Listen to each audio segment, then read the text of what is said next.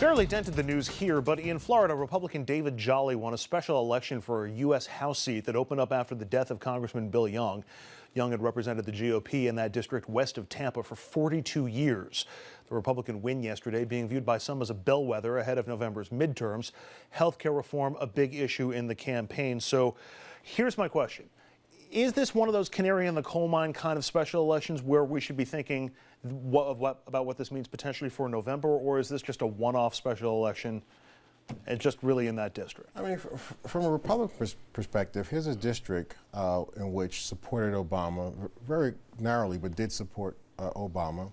Here's a place where you're testing the issues of how well the president's approval rating, the economy, and Obamacare play into this district. But it's also a district that elected a Republican for 42 years. Yeah, so. But again, this is a Republican with great name recognition, with money. So, I mean, he's a little different. Here, these are two new candidates. And in fact, the Democratic candidate, Sink, had run for governor in Florida, so his name recognition was high. He outspent the Republican candidate, Jolly.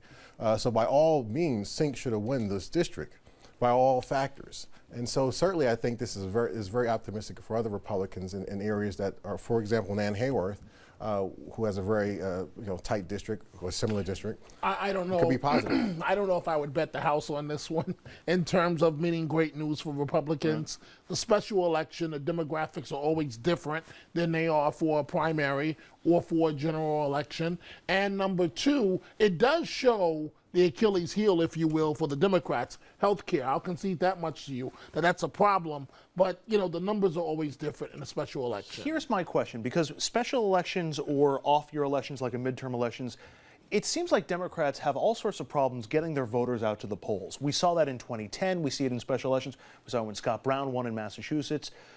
But when President Obama's at the top of the ticket, Democratic voters come out. In a presidential year, Democratic voters come out. One assumes they would if Hillary's on the top of the ticket. Why can't Democrats get their voters out to the polls in non-presidential elections? That's a great question. There was a time when Republicans couldn't compete with the get-out-the-vote efforts of Democrats. So I honestly don't know the answer to that. But one of the things you always look at, the midterm elections are the kind of the correction, and they kind of rebuff the president's party. So if the president is a Democrat, then usually Republicans will support. If the president is a Republican, then usually the Democrats. Again, a fair point. But if Democrats come out to the polls in a midterm election, the way in the numbers, 70% of the numbers that they bring in a presidential election year, it's a much different election in those years. I wonder if it has something to do with unions and union roles. They used to be a strong Democratic base that would get out and mobilize. Get out the vote. But I return to my original premise of a special election. The demographics don't match normal elections. The turnout. Certainly turnout. Yeah, turnout definitely doesn't.